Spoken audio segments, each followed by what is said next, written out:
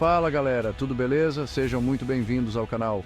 Hoje a gente vai embarcar numa aventura épica pelos 4 cantos do mundo para conhecer de perto aqueles caras que desafiaram o perigo, olharam a morte nos olhos e gravaram seus nomes na história, os guerreiros lendários. Preparem-se para cruzar continentes e eras, porque a gente vai da Grécia Antiga até os campos de batalha da Idade Média, passando pelas estepes da Mongólia e aterrissando no Japão dos samurais. E segura a emoção, porque não é só pancadaria não. Vamos desvendar as histórias, as estratégias e o contexto histórico por trás de cada um desses guerreiros. Então, já deixa aquele like maroto para fortalecer o canal, se inscreve se ainda não for inscrito, porque esse vídeo aqui tá um arraso. Pega a sua espada, seu escudo e bora lá. Começamos nossa lista com um cara que com certeza você já ouviu falar, Alexandre o Grande. Nascido em 356 a.C., lá na Macedônia, o Alexandre não estava para brincadeira. Imagina só, com apenas 20 anos, ele assumiu o trono e já começou a conquistar tudo. E quando eu digo tudo, é tudo mesmo. Do Egito à Índia, ninguém segurava esse cara. Ele era tipo um Neymar da estratégia militar, sacou? Inventava cada jogada que deixava os inimigos se coçando. Na moral, o cara era tão F que ele nunca perdeu uma batalha. Sério, nunca. E não era só sair dando porrada não, viu? O Alexandre também era um cara culto, curtia filosofia, arte, espalhou a cultura grega por onde passou. Pensa num cara fera.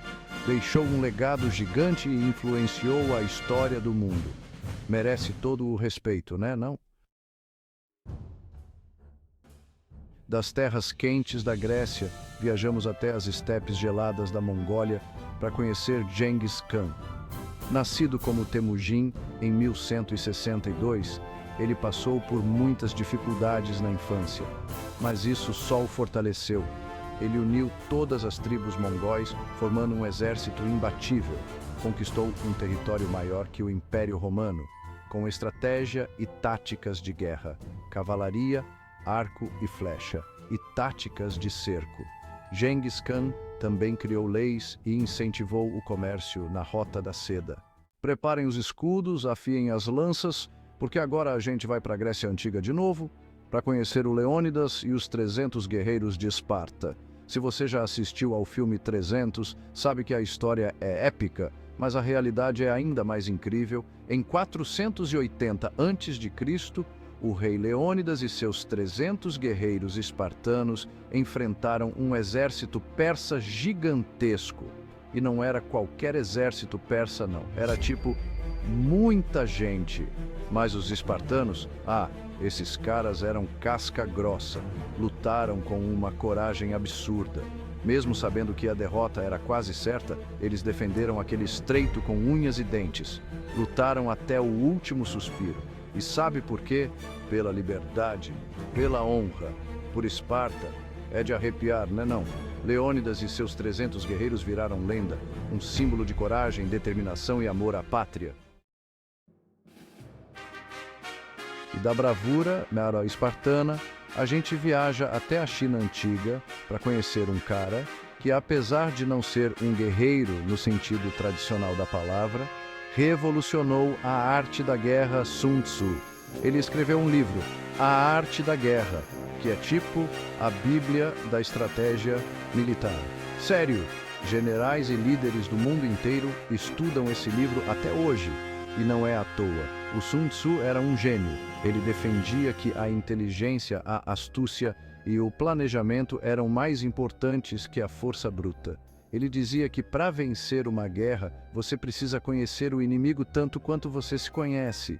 E não é que ele estava certo, as ideias do Sun Tzu influenciaram e ainda influenciam não só a guerra, mas também os negócios, a política. Meus amigos, esse cara era fera. Preparem seus machados, vistam suas peles, porque agora a gente vai para a Escandinávia conhecer os vikings. E não é qualquer viking, não.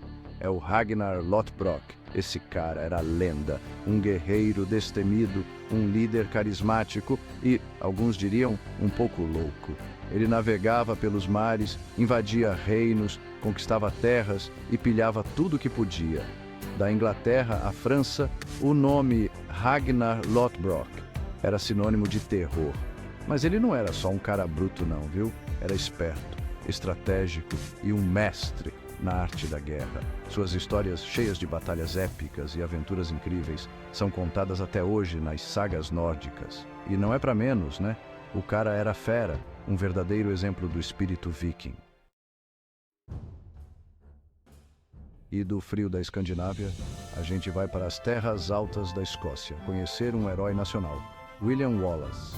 Esse cara era a bravura em pessoa. No século XIII, a Escócia estava sob o domínio da Inglaterra, e o povo escocês, estava na pior.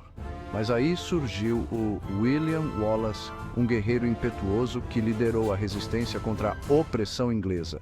Ele uniu os clãs escoceses, que estavam sempre brigando entre si, e lutou com garra e determinação pela liberdade do seu povo. A Batalha da Ponte Stirling é um exemplo da genialidade militar do Wallace. Ele derrotou um exército inglês muito maior. Sério, o cara era fera. William Wallace se tornou um mártir, um símbolo da luta pela liberdade. E da Europa, a gente viaja até o Japão feudal, para conhecer um dos maiores samurais que já existiu, Miyamoto Musashi. Esse cara era um gênio da espada. Dominava o estilo de luta com duas espadas, o Niten Ichi Ryu, e dizem que nunca perdeu um duelo. Mas o Musashi não era só um guerreiro habilidoso, não. Ele também era um artista talentoso, um calígrafo renomado e um estrategista de primeira. Escreveu o Livro dos Cinco Anéis, um tratado sobre estratégia militar, filosofia e zen budismo que é estudado até hoje.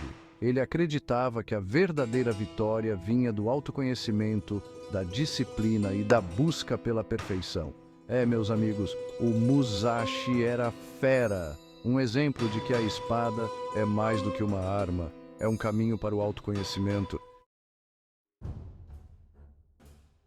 Do Japão a gente volta para a Europa, para a França, para conhecer uma heroína, que mesmo com pouca idade, mudou o rumo da história, Joana d'Arc. Na época, a França estava em guerra com a Inglaterra, a famosa Guerra dos 100 Anos. E a situação da França, meus amigos, estava feia. Mas aí surge a Joana d'Arc, uma camponesa de apenas 17 anos que dizia ouvir vozes de santos. Essas vozes, segundo ela, a guiavam e diziam que ela era a escolhida para salvar a França. E não é que ela acreditou? Com uma fé inabalável, Joana d'Arc convenceu o rei Carlos VII a lhe dar o comando do exército francês. Ela liderou os franceses em várias batalhas, libertou a cidade de Orleans e abriu caminho para a coroação do rei. E da França, a gente viaja para a Inglaterra para conhecer um herói que, apesar de ser considerado um fora da lei, conquistou o coração do povo, Robin Hood. Ele era um arqueiro habilidoso, um estrategista nato e, o mais importante, um defensor dos oprimidos. Robin Hood e sua turma de Merrymen viviam na floresta de Sherwood, roubando dos ricos e corruptos para dar aos pobres e necessitados. Ele era um calo no sapato do príncipe John e do xerife de Nottingham, que exploravam o povo com impostos abusivos. Robin Hood se tornou um símbolo da justiça social, da luta contra a opressão e da importância de se fazer o bem, mesmo que isso signifique desafiar as regras. E para finalizar nossa lista com chave de ouro, a gente vai para Roma Antiga, conhecer um gladiador que desafiou o poderoso Império Romano Espartaco. Ele era um escravo trácio que foi forçado a lutar como gladiador na arena, mas o Espartaco não era um cara que se curvava facilmente. Ele liderou uma revolta de escravos que se espalhou por toda a Itália. Por 2 anos, Espartaco e seus guerreiros derrotaram as legiões romanas, espalhando o terror e a esperança por onde passavam. A revolta de Espartaco foi um marco na história, mostrando a força daqueles que lutam por liberdade. Espartaco se tornou um símbolo de resistência, um exemplo de que a luta pela liberdade é justa, mesmo quando as chances de vitória parecem impossíveis. E aí, pessoal, gostaram da viagem? Conhecemos guerreiros de diferentes épocas e culturas, cada um com sua história, suas motivações e seus feitos.